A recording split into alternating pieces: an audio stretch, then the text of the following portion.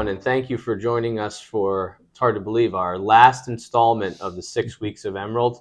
I'm Damian Gallagher, and I'm joined today by Director of Research and Portfolio Manager Joe Garner.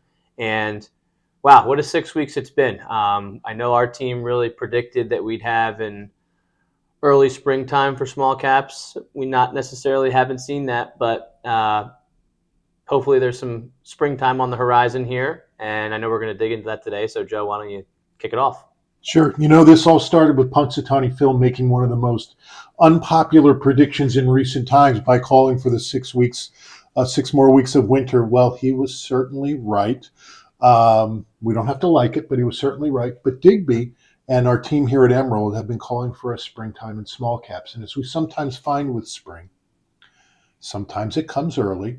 And we certainly like when that's the case. But sometimes you've got to contend with the proverbial 6 more weeks of winter until you get there. And I think that's what we've seen a lot of in the market environment lately. We've certainly had a lot of turbulence. A lot of cold winter winds seem to be blowing at us at times.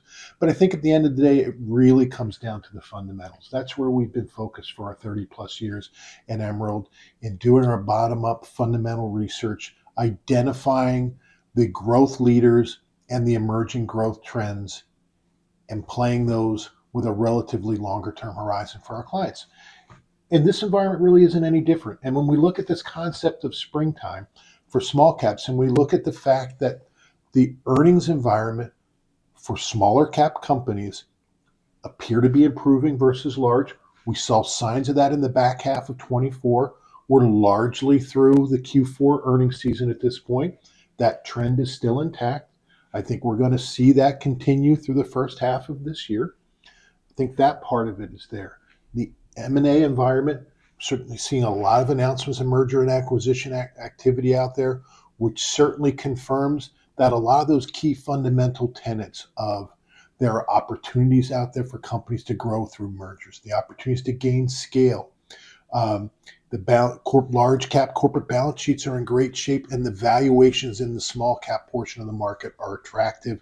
That's where many of the acquisition candidates are. I think that's where a lot of the positive catalysts are.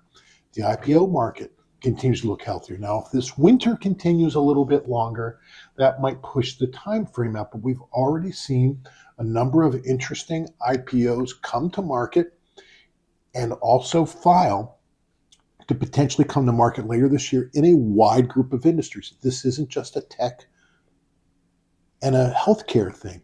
We're seeing it in industrials, we're seeing it in financials, we're seeing it in consumers. So we think that the opportunity is still there and will play out to be a stronger and much broader IPO market, creating more opportunities with newer, innovative companies with new and innovative business models coming to the marketplace.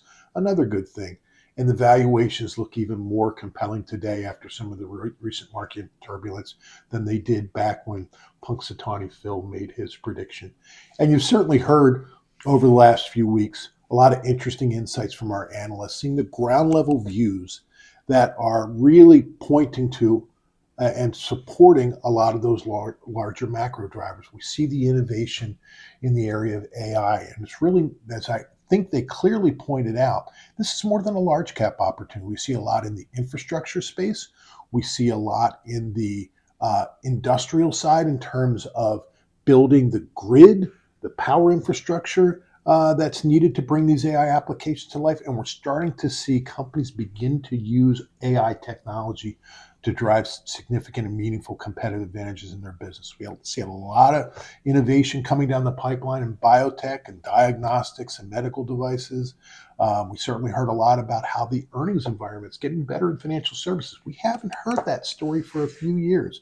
So it's great to hear that and gives us more confidence that that earnings recovery is coming. So yeah, I think there was certainly a lot of interesting insights. Hopefully you, our viewers, had a lot that you could take away from the last few weeks. It's certainly been fun bringing this content to you, and go spring. Yeah, go spring is right. Well, thanks, Joe. And thanks, everyone, for tuning in. We really appreciate everyone that watched our videos and hope that you check back in regularly on our website, teamemerald.com, news and insights page. We're going to have more content coming to you from our esteemed investment team. So stay on the lookout, check your inbox, and stay tuned.